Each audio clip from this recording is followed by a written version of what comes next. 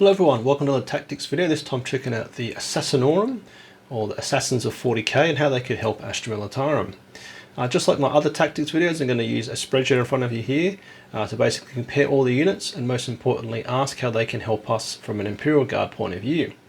If you've watched my other tactics videos, they're usually quite pragmatic and statistical, looking at sort of the key stats and being quite pragmatic in my approach. So before I get into the actual units here, which I've laid out in the spreadsheet, let's look at the army rule to remind us of how this all works from an overall structural point of view. So this is the index for the Agents of Imperium, which captures obviously assassins, the Inquisition, also their retinue units. So basically, the army rule for assassins and inquisitors is, depending on the size of the army, drives how many you can take. So if you have a strike force of 2,000 points, you can take 2 character units, being either an assassin and or an inquisitor model. Now, given the assassins are all epic heroes, they cannot be taken more than once. So you can't take a Vindicator twice or an Eversor twice, for example. You can take an Eversor and a Vindicator assassin if you wish to do so. So that's a key thing. Now, it has to be stated that the army rule for Astra Militarum born soldiers, currently from the index of 10th edition, has 0 impact on your assassins. They do not benefit at all. Obvious to say, but it's important to also remind ourselves, given as we evaluate things, what you're looking at is what you've got. There's nothing else on top. And that applies obviously also to stratagems as well. Now, jumping ahead a little bit, I think a key point on the stratagems, which I did notice just looking at it just then, is that there are some keywords listed on certain data sheets which have certain considerations. So the first one is the Callidus has neither the grenades or smoke stratagem, whilst the Calexus and Eversor have the grenades keyword, which means you can use a grenade stratagem.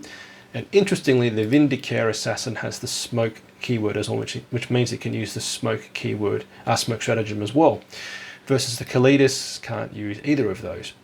So as I said, basically what you've got, what you see in front of you is what you've got, yeah? So there's no additional layering of can I use a stratagem on top besides core stratagems, outside of those core stratagems, or any army rules interfacing what you've got. So what you're seeing here is what you've got. Now, again, I love my spreadsheets, but I basically list out the core stats or core rules or core abilities, let's call them. I list their points, let's call them the universal abilities, their named abilities, which we'll look at in a bit more detail, what I call their shooters, and their stabbers, being their melee weapons. Now, let's look at their core stats to start, and the key easy thing so far is that they're all the same, except the Eversor is a bit more speedy at a 9-inch move. So 7-inch move is obviously very good, and 9-inch is basically crazy. So this bloke is charging all over the battlefield, which is fantastic. So you've got a fair bit of good movement. Now, survivability wise, you've got toughness 4 plus envoy save, and a 4 and 4 wounds. They've got a 6+ save, which means even with cover, you're not basically doing yourself any favors, because you've then got a 5+ save. So toughness 4, 4 wounds, 4+ envoy save, easy to remember, 4. Means this unit is somewhat resilient, but not invincible. Toughness 4 means against everything serious, they're wounding on 3s, if not 2s.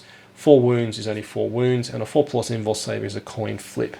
So you do have the chance where you could basically obviously flunk it, pretend you're playing Adeptus Custodes, and basically fail every single envoy save, and suddenly your 100 to 75 point model is dead on the tabletop. Now, leadership 6+ is obviously very good. It means against most battle shock tests you should be okay. And OC1 is obviously OC1, which means holding objectives is not a guaranteed thing for this unit. Now, points-wise, 100 points to 75 points for the Eversor is a relatively material investment, but you do get a lot for what you pay for. And as we go through all the abilities and named abilities, there's a lot to remember. So if you're new to 40k, new to 10th edition, do be aware there's a lot within these units, and if you want to basically take full advantage of the points you pay, you want to be using all of them as often as you can, obviously. Now, let's get on to what we call the universal abilities, because Deep Strike and Infiltrate obviously is an ability that cuts across multiple different units in 40k. So starting off with what we'll name as almost like the movement related ones. So the Callidus has got both Deep Strike and Infiltrate. So having both is a fantastic option because obviously deep strike is always very handy, and infiltrate is also very helpful because if your opponent's also got multiple infiltrate units, having just one can help you control the board state early on, as opposed to having none where they can just basically plonk them everywhere and dominate no man's land from turn 0. Lone op is then common across all of these, and lone op obviously is very, very powerful given that you can't be targeted outside of 12, and with that in mind, you can then basically rewind what I said about from the survivability point of view is being untargetable outside of 12, means, theoretically that you've actually got a gazillion wounds, you've got a gazillion toughness because no one can target you, obviously. So that's to be always remembered that lone op is very, very powerful.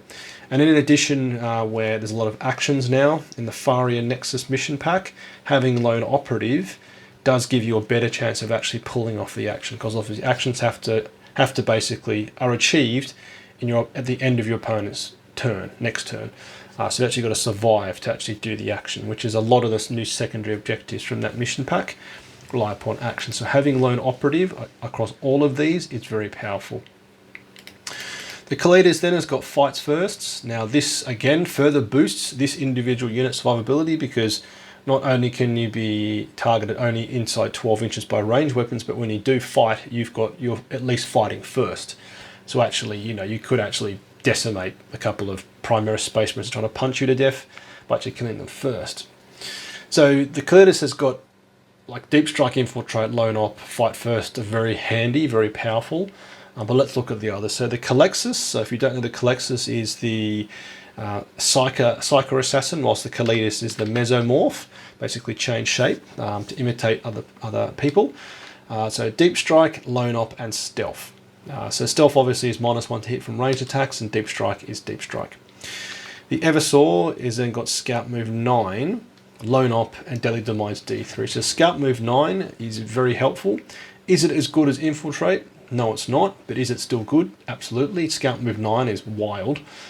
He's basically, well, if you do roll first turn, this guy could be getting in your opponent's face pretty quickly. A 9-inch scout move and a 9-inch scout move and a 9-inch move means you could be achieving a turn 1 charge, which can definitely happen as we'll have a look in a second. So that's very, very helpful. And deadly demise D3 is very, very thematic because basically it's full of steroids. And when he dies, he potentially blows up. So, blow up on a 6 and then do 3 mortal wounds. If it goes off, awesome to see. Now, the Vindicator, which is the Sniper Assassin, is an infiltrate. Good. Not deep strike. Lone op and stealth. Now, that's where I'm a bit confused, because is stealth the same as smoke, the stratagem? I think they relatively are, although smoke gives you the benefits of cover. So that's something, but given he's got a 6+ save, I don't really think that helps. But maybe stealth and smoke stack. Maybe you can double stack because maybe one's affecting ballistic score, one's affecting, I don't know. So if you know, put them in the comments because I can't see the difference actually having the smoke stratagem and then the stealth keyword. Is there a difference? Please tell me if you do know. So looking at this already, you have got a lot. Obviously, deep strike, infiltrate, having 2 options is fantastic. Stealth is somewhat common, and scout 9. And it kind of feels already that the points sort of reflect what you get there. Yeah, because 100 points for deep strike and infiltrate is very good, and fights first. 85, 80 for deep strike-ish infiltrate, and then 75 points for a unit which can scout move 9 but can't deep strike or infiltrate. Feels pretty fair already. Now with that, and this is a point I want to remember, is that when we look at these units, it's always about what are you trading off versus Astra Militarum. Yeah, because if you drop 100 points, you've got 100 points of a unit that doesn't benefit from Born Soldiers, for example. So what are the options that we've got? So I may forget some, but deep strike, we've got obviously Tempestus Scions, Hades Breach and Drill as an option. Are they as good as, can they achieve what the Calexus and Callidus Assassin can do? Probably, but then actually saying deep striking 1 model is a lot easier than deep striking 5 or 10 models, yeah? Screening out 1 model is a lot harder than screening out 5 models, so that's to be considered. Infiltrate, then the only units we've got which are infiltrate, as I believe, Gaunt's Ghost. I think they can infiltrate. Yes, they can. Gaunt's Ghost can infiltrate, and also Rattling Snipers. So, are Rattling Snipers as good as any of these units here? Absolutely not. 60 points for the Furballs with a 6+ save and a toughness 2, and they can, they can move, shoot, move. They're just, I think they're horribly overcosted. Rattling Snipers, I've painted 5 look fantastic. I tried to use them, but they just don't pay back their points. So I do think compared to what we've got here, they're sort of ruled out. Now, Gaunt's Ghost are a very interesting sort of option in the sense that, 100 points for 6 models, with I think 2 wounds each and 3 wounds for Gaunt. That's 12 wounds. They're always stealth. They're lone op. They've always got the benefits of cover. As 6 models that spoiler alert, can up and down, deep strike, read deep strike, like the Callidus can do. Is that worth as much as the Callidus Assassin? I'd say probably yes, probably 100 points is getting you more, but we'll discuss that in a bit more detail. And then obviously the Scout movability is something, we've got a lot of units and options to do so. So obviously the Scout Sentinel can Scout move 9, the Kazrakan can Scout move 6, and so can the Jungle Fighters also as well. And likewise, you can put them in a Transport, a Chimera, or a Taurox, and they can Scout move as well. So Scout move is not something we don't have. But Lone Op, obviously we've then got Gaunt's Ghost Lone Opping, and also Sly Marbo. Now Sly Marbo at 65 points is relatively comparable to some of the options, but I kind of feel 65 points versus 75 points for the Eversor. Another 10 points, you're getting a whole lot more bang for your buck. Now, to be clear, Sly Marbo is an amazing miniature. I love it. I used to use them. I used to use them as much as I could. But for another 10 points, you're getting a lot more bang for your buck. Now, I'm sure some of you will say in the comments, and please do comment away. I'd love to hear from you. Is that Sly Marbo has the regimental keyword, which means he could be reinforced by the reinforcement stratagem. Now, however, given you can only do that once now, as per the recent balanced data slate, is it as good as it used to be? No. And would you prefer to reinforce 10 Rough Riders, some Kazrakan, some Jungle Fighters versus 1 model Sly Marbo? I don't know. But I do kind of feel that Sly Marbo versus the options here is massively, doesn't do as well. Because 10 points more and you're getting the Eversor, which is an absolute blender. So hopefully that gets a bit of a sense, because I think probably the most directly comparable at the moment is going to be Gaunt's Ghost, and then Scout is obviously, there's loads of options achieving different things. Now let me get back to the named abilities in a moment. We'll look at the shooters and stabbers first. So from a shooter and stabber point of view, another thing which makes them unique for Guard is they've got a 2+ ballistic skill and a 2+ weapon skill. So we have got that across our army. We've got obviously Sly Marbo, hits on 2s, both shooting and stabbing. You can put Kazrakan Scions to shoot on 2s and stab on 2s, I think. Are they as effective as these models? No, but organically, we've only got, I think also Lord Solar's got weapon skill, but skill 2+. So, we've only got 2 units across the entire board, so bringing these more accurate models is definitely going to help. Now let's look at the shooters themselves. So the neural shooter on the Callidus Assassin is basically 12-inch flamer. At strength 5, AP2, 1 damage, anti-infantry 2+. Now, these 6 shots is typically 3 shots, simple average. Will this kill 5 Primaris Space Marines? Obviously not, because only damage 1. Will it give them a tickle? Yes, it's going to kill probably one model. Against fluffy infantry, it could definitely obviously do that, because AP2 against 5+ save models like Imperial Guardsmen is going to kill them. And infantry 2+ means you're guaranteed to wound. So, you're going to do guaranteed 3 wounds, on average. Okay, so then the Calexus, who basically is the Psycho Specialist, has got a 24-inch, 3-shot, strength 5, AP2, D3 damage, anti-Psycho Assault, Precision, which all of these weapons have, and Psychic Assassin is an ability. The Psychic Assassin means if you target a psychic unit, you get 6 shots, not 3. Now that's a bit of a side note on this, the Calexus Assassin, is if the meta of 40k ever became Grey Knights and or Thousand Suns, taking a Calexus would be beautiful, because we'll get into it's one of its named abilities, but this thing will just tank psychic damage and do psychic damage. Because hitting on 2s, wounding on 2s with 6 shots against psychic units would be brutal. And AP2 D3 damage, nothing to be scoffed at, because D3 damage is typically 2 damage. So, even against non-psychic units, this is going to hurt, medium to heavy infantry, because 2 damage is obviously 2 damage, not 1 damage. Now, the Eversor's Executioner pistol is almost like a little entree before the main course. At 4 shots, AS strength 4, AP 0, 1 damage. Now, anti-infantry 3+ means against heavy infantry, you're wounding on 3s, but is 4 shots at AP 0 going to do anything? Probably not, but it's something, yeah. And definitely the pistol is not where the main course occurs for this model. Okay, the Vindicator basically is a sniper specialist, 14-inch sniper rifle, 12-inch pistol, 1 shot versus 3. At strength 7 or strength 5 at AP 3 and AP 2 with a beautiful D3 plus 3 damage, which means against most characters you're definitely going to kill them, or 3 damage on the pistol. Now, 3 damage pistol is pretty much unheard of, I think. Maybe Inferno pistols, actually, the Flamer pistols, they're D6 damage, aren't they? But a 3 damage pistol with 3 shots is brutal, and D3 plus 3 at AP 3 is very tasty. Which means, as we get into some other rules, that you will lay low most characters, because, as I said, it has precision, so does everything else from a shooter point of view. And then the Vindicator with dev wounds, so a 6 to wound is a dev wound, fantastic, ignores cover, means this is essentially AP 4 and AP 3 in 10th edition, where everything gets cover. Heavy and pistol, respectively, so heavy means that if your opponent is -1 to hit, for whatever reason, and you've kept still, hitting on 2s.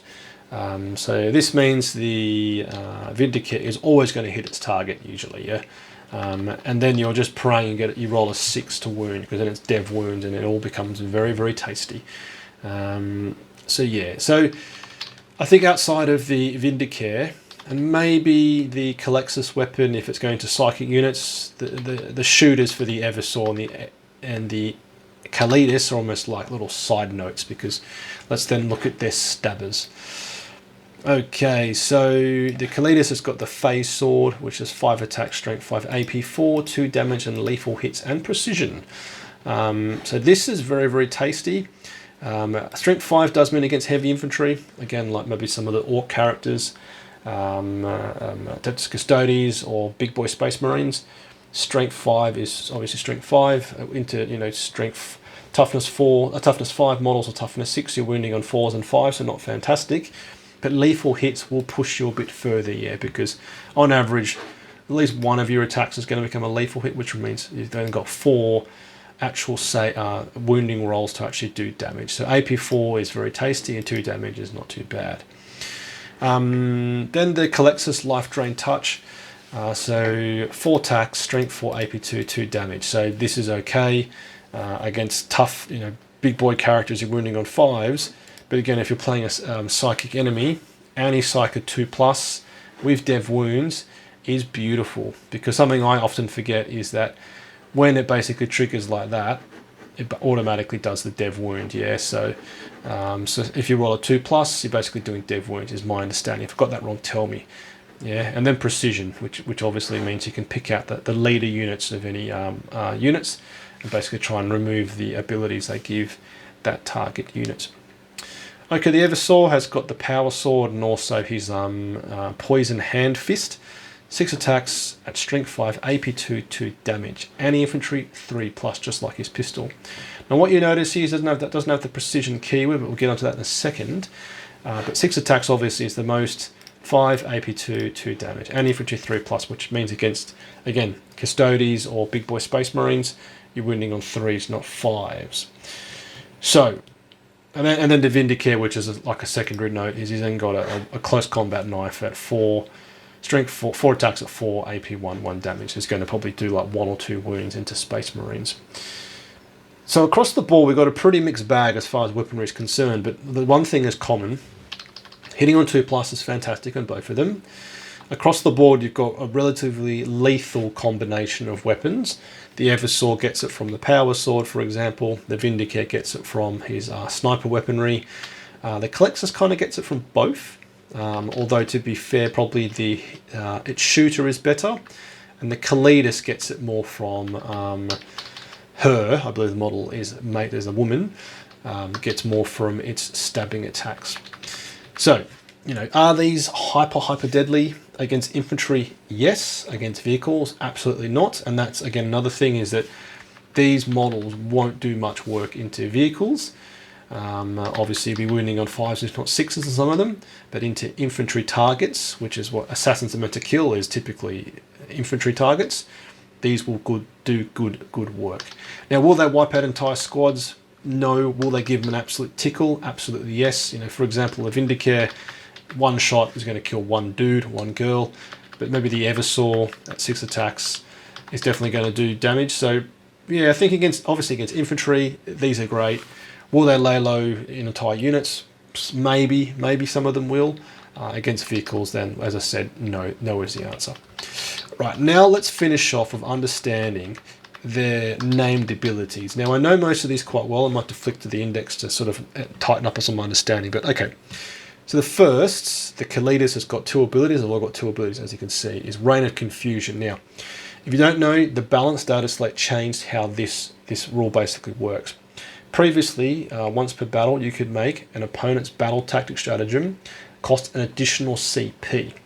So, for example, if we were going to use Fields of Fire, for example, we'd have to pay 3 CP from that moment onwards. That's been changed completely. They're now called Lord of Vect or something. I think it's something like that, where basically now this has been completely changed.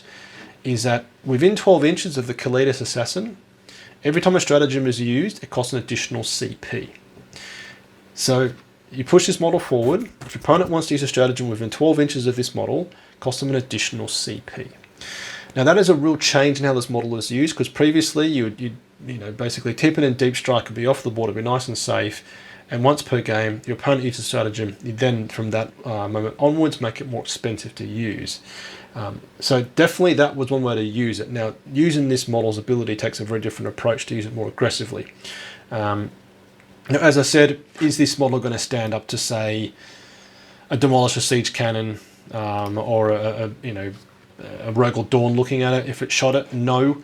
But if placed carefully, this can be absolutely brutal on your opponent, yeah? Because if they're trying to pull multiple stratagems, maybe some offensive or offensive stratagems in your face when they've come in to charge you, they've only got 1 CP, suddenly some Space Marine stratagem is costing them 2 CP and they can't afford it. So that is very, very good. Now that feeds onto another consideration, which is the polymorphine ability. So knowing this quite well, basically the end of your opponent's movement phase, into their turn, you can pick up the model and then deep strike him in your next turn. And you can do it basically over and over again. Now that is definitely, you have to always remember to use it, and also it has to abide by the deep strike ability, obviously. So you pick it up, as long as it's not engaged at range, pick it up, drop it down within deep strike. Now doing that requires a somewhat sort of aware tactical play, and definitely though, in an edition where, in Far Area Nexus, where there's a lot of secondary objectives which require you to do actions in certain parts of the board, this is a very, very powerful rule to have. Now, as said before, Gaunt's Ghosts have got this type of ability. They can do the same thing. They don't call it polymorphin, they call it something else thematic, but they can drop up, come down, drop up, come down. Now, is it easier to deep strike 1 model versus 6? Absolutely. Can you get more out of Gaunt's Ghost versus 1 Callidus Assassin? I don't know. You definitely get more shots, you get more little stabbers coming in with their Tanith blades, but is the assassination secondary objective more likely to happen against an assassin? Yes, versus say Gaunt's Ghost, who is stealth. They've got fights first. I think they're lone op. They've got numerous bodies surrounding Gaunt before he dies. But and this is the thing, I think deep striking up and down, and Reign of Confusion now with the 12-inch bubble does actually make this quite powerful, because maybe you do want to, really make it hard for your opponent to use a defensive strat or whatever it is, and plonk this model right near a unit which is about to just face an entire army shooting at it. They can't use, say, stealth, for example, or smoke, for example, apologies. So that's certainly very interesting, but it kind of feels, so Reign of Confusion can also be achieved by basically the 40-point enhancement we can put on characters. That essentially becomes the same thing now. Now, marching forward one Astra Militarum character, say Cady and Castellan, are they going to survive as long as this model here? Absolutely not.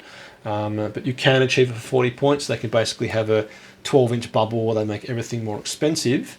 And polymorphine, as said, can be achieved by Gaunt's Ghosts. But do Gaunt's Ghosts have Reign of Confusion? No, they don't. So this is a very powerful combination. I definitely say it requires a bit more tactical thinking. So if you're new at a 40k, there is a lot to remember here, to always pick it up in your opponent's phase and opponent's turn and put it down and make sure you're using it in the right way. But this is a very powerful combination. Cool. Okay, next is the Calexus. Now I'm going to turn to the index because I don't know this model too well. So the Calexus, and they didn't put this in alphabetical order, which is quite annoying. There it is, the Calexus Abomination. So this, yeah. So it has a 2+ feel no pain against psychic attacks. So as I said, if there's ever a meta where Thousand Suns and Grey Knights become the meta, 2+ is brutal into them because a lot of their Daka and Stabby is psychic weapons. So I think like things like bolters aren't, but everything else looking through their index is psychic attacks. So this is amazing. You could just tank damage like no tomorrow. Obviously 2+ feel no pain is a 2+ feel no pain.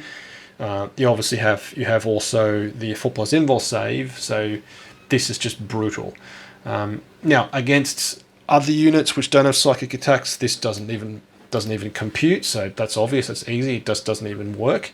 But then so Soulless Horror. So whilst this unit is within 6 inches of this model, enemy units worsen leadership by 1.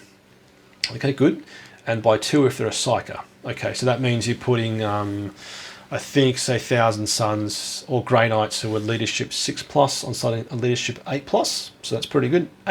6 inches is quite close. But then in addition, once per battle at the start of any command phase, this model can use his ability. If it does, each enemy unit within 6 inches of the model must take a battle shot test. So this is good. Yeah, and again, it takes quite tactical thinking to use this correctly. But given it's once at the beginning of any command phase, you could do some real jank and basically turn off your opponent's ability to hold an objective because they've got to do a battle shot test. And also then it would affect the ability to use stratagems as well.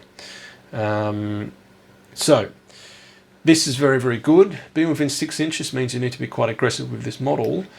But then, as said, given its other ability relies upon you playing psychic opponents, and against everything else this doesn't do anything. Is this as powerful as the Callidus Assassin? No, it's not, obviously. But if you're playing psychic opponents, this is beautiful. Cool, I'm then going to go into the Eversor because I know the unit quite well, but it's got quite a few things. So, okay, let's do the easy one first. So Mr. Eversor, who basically is on steroids and going crazy. So Sentinel Array. Once per battle round, you can target the model to fire, overwatch, or heroic intervene for 0 CP. And you can do so even if it's even using a different unit this phase. So firing overwatch on his executioner pistol, which is 4 shots. 4 shots. 4 shots at strength 4 AP 0, 1 damage, and 53+. That's not that great. Is it something? Yes, it is. Every bit counts. But where it obviously is very powerful is Heroic Intervention. Heroic Intervention, I think, costs 1 CP now, but still free CP is free CP. And you could basically make your opponent think twice about charging into, say, your infantry unit or into a unit holding an objective. So this is a very, very good one. And obviously, given he's quite punchy, this could be very good as a counterpunch, or force your opponent to basically split attacks. Yeah, maybe they're going into a Scout Sentinel, which is holding an objective early. They've got to split attacks, and that means that the Scout Sentinel doesn't die, and he still hold the objective, etc., etc. Okay, its main ability then is Frenzen. So into your command phase, select one of the effects below. That applies until the start of your next command phase. So it lasts all the way through your turn and your opponent's turn. So 3 choices. You can shoot and declare a charge in which it had advanced. So given it moves 9, its scout moves 9 as well, you could be very, very aggressive and basically punch this boy up into a turn 1 charge. So that's amazing. So being able to shoot, advance and charge is beautiful, and we have no units in our index which can do so, I think. Actually, no, there's no units in Astra Militarum that can advance and charge. Okay, predatory focus. So this model's weapons have the precision ability. So neither the pistol or the power sword and neuro gauntlet have got precision, but you can turn that on. Now, that's obviously a very, very good tool to have. Is it as good as having it always? No, it's not. But I think they've been quite clever here. They've worked up this model, is that you have to make some choices in how you use it. And I think that makes it quite a fun model to use. The last one is Killing Rampage, which makes this model's weapons have a sustained hit 3 ability. So, you know, if you do wish to Overwatch, you've got 4 shots and you roll 1-6, that obviously becomes 4 hits. Douche. And like I've used this once or twice on the tabletop. 6 attacks, you know, if you do roll hot and get out, you know, two 6s or 3 6s, suddenly you're bolting on additional 6 or 9 attacks to your 6 attacks. So you can just get out so many hits. And do remember, this obviously lasts until your command phase. So imagine you charging into your opponent. He gets to basically fight first. He punches everyone to death. He might survive, he may not. Your opponent fights back. You then get to fight again first. In your opponent's phase, this model is going to just wipe out stuff. You know, medium infantry stuff is going to basically punch him in the face. So, is this a good ability? Absolutely. Is Sentinel Array a good ability? Yes, for heroic intervention. It's looking pretty good so far for the Eversor. Okay, next is the Vindicator, and I will read these out because I own the model, but I've never actually played the model. So, okay, 2 abilities. So, Dead Shot. When it makes a ranged attack, a critical hit over 6 adds 3 to the damage characteristic of the attack. So adding 3 makes your pistol rounds strength 6 damage. Oh man. And makes the Calexus a rifle D3 plus 6 damage. Oh man. Yeah, so that's wild. Yeah, strength 6 damage 6 damage pistol or up to a 9 damage rifle is wild. Okay, and then after basically the unit's been shot at, that was hit, you've got to take a battle shock test. Now, taking a battle shock test like this is not as powerful as, say, the Calexus, which can do it at the beginning of command phase, because if your opponent fails battle shock in your turn, then they go into their new command phase, and if they're above half strength and on full wounds, above half wounds, they don't have to take a battle shock test. So it only really impacts in your turn, so maybe it can help. Now, Shield Breaker is very thematic. I think they take it from trying to assassinate Horus. Is it Horus or Abaddon they're trying to assassinate in one of the books? But basically, once per game, you can turn off all saves, full stop. So no saving throws of any kind can be made against this attack. So this is super thematic, super cool. Now let's look at it crucially. So it's only on the Exodus rifle, which is the big boy rifle. So 40-inch range, hitting on 2s, strength 7, AP3, D3 plus 3 damage. So there is a chance you could fail the wound roll, because strength 7 against all infantry is going to be, except toughness 3 models, say wounding on a 3. So there's a chance you could fail it. They've got no save, and D3 plus 3 will lay low the vast majority of decent, you know, medium characters. I'm not talking heavy, big characters like Gaz, the Orc war boss. But do imagine if you rolled a 6 to hit, suddenly your opponent's got no save against 7 damage minimum. So, you know, giving you wounding on a 3, there is a chance this could fall apart. You're then going to command real and potentially fail again. But this certainly is very tasty. Now, is this a powerful set of rules? I mean, it's not bad, but it's not great, because you're basically hedging your bets. You roll a 6 to hit, so you get increased damage. Battle shocking your opponent is good. It's a utility piece, and a once per game ability to basically turn off a save is fantastic. But as I said, given you're wounding on 3s in the vast majority of cases, this is not a done deal.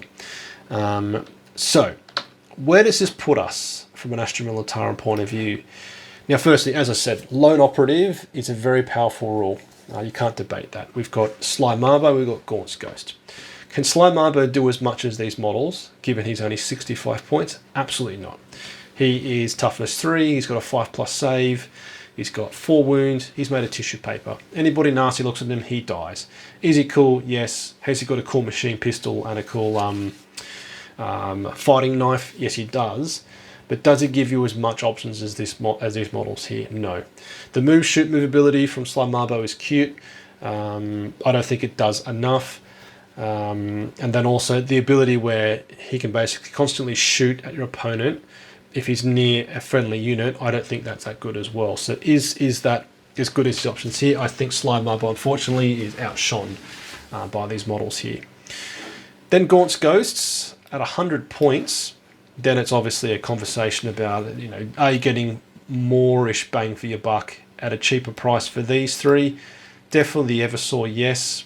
The Calexus, situationally, yes. And the Vindicator, I'm not so sure. The Vindicator is a shooting unit, obviously. Do we struggle with shooting in Astra Militarum? No, absolutely not. Do we struggle in melee? Broadly, yes. We've got Bulgrams, we've got Rough Riders, but does the Eversor bring something unique to the table? Absolutely. Does the Calexus bring something to the table in the right matchups? Absolutely, I think so. So I kind of think that I think this color coding is based only for Astra Militarum play, not if you're watching this from another army. Is that the Vindicator doesn't bring anything new for us? I don't personally think so. The Eversor brings something new to us because being super stabby in melee is something we don't really have. Ability to advance and charge, ability to get sustained 3, precision that has to turn on, ability to hurricane intervene for free. This is something we don't have in our toolkit. This is a very unique set of abilities. Now the Calexus will be, I'm going to put a grey for Grey Knights because if you are playing casually and a lot of your friends do play Grey Knights and Thousand Suns, then this is just going to do great work. And if the meta ever becomes quite heavy for those two armies, this is a fantastic choice. But even then, I played a friend who plays Blood Angels, and he had one, and obviously he's not doing anything from a psychic point of view. But Deep Strike, Lone Op, 85 points is still a good package, and its shooters and stabbers will tickle things, because it's relatively strength 5 AP2, strength 4 AP2, dev wounds across the board. It's helpful, but obviously generally, is it going to be as helpful as an Eversor or a Vindicator? No. Now the Callidus Assassin, this is when I kind of scratch my head because everything it does from its core rule, its named abilities, we can achieve already. Arena Confusion we can achieve via whatever the 40-point enhancement is concerned, and Polymorphine we can achieve with Gaunt's Ghost. However, 100 points for an individual unit that fights first. It's relatively stabby and shooty. Again, it's not super stabby or shooty. It's not bad. I think this is probably an amber, actually. I don't think it's at 100 points. You probably get more out of Gaunt's Ghost. Again, they are squishy. They're only toughness 3. They're a 4+ save against ranged attacks always. But they're basically bubble wrap around Gaunt. And more shooting is more shooting, yeah. So they are going to basically probably bring down more infantry because they've just got more shots.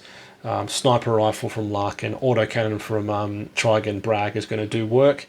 So I do feel that the Callidus is probably more of a shaky discussion versus I'm very, very, very, very warm on the Eversor because the Eversor gives us something different. Now again, as I referenced a bit earlier, that Fiery Nexus, the new mission pack, is all about actions. 75 points for a lone op. I think this is a very good package because it can basically always do an action and be protected from ranged attacks. But that being said, Deep Strike, Infiltrate does give you the options that because some of the secondaries objectives now you've got to be in opponent's deployment zone. I think one of them is it Locus, whatever it's called, and the Eversor potentially can't do that, given he can't Deep Strike. But overall, I personally think the Eversor is a very good option for Astra Militarum. Gives you something different, gives you a very stabby little unit which will punch into most infantry targets. It's lone op, it's free heroic intervention or overwatch, and as I said, it's very punchy in the fight phase.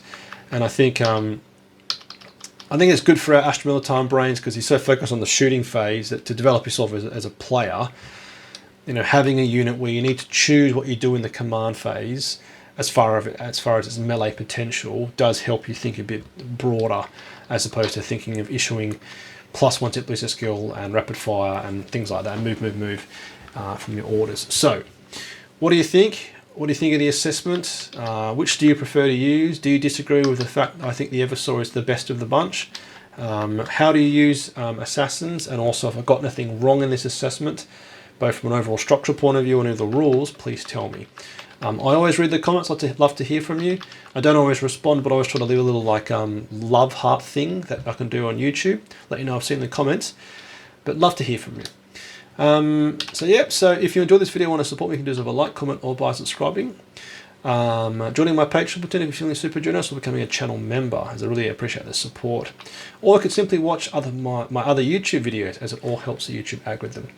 I'm a true Astra Militarum variety channel covering everything from the tactical aspect like this here. The lore, with some of my recent videos looking at the realism of Astra Militarum, what I call my military experience, and also painting, kit bashing, assembling from a hobby point of view. So massive thanks to my current supporters to keep your bayonet sharp, las gun oiled, faith in the Emperor strong. Patreon platoon, sound off. Tank Commander Glenn, Tank Commander Watchdog Van Etten, Tank Commander Mitchell, Lieutenant Burke Nielsen, Lieutenant Smith, Colour Sergeant DuPont, Sergeant Adal, Scott, the Colonel Merrill, Veteran Gibson, Hall, Lundeen, Guardsman Beard, Coquelin, Flint, Hills, Malik, Nitton, Nguyen, Tom, Tompkin, Conscript de Paz, England, Evan Gunn, Gillian, Goodwin, King.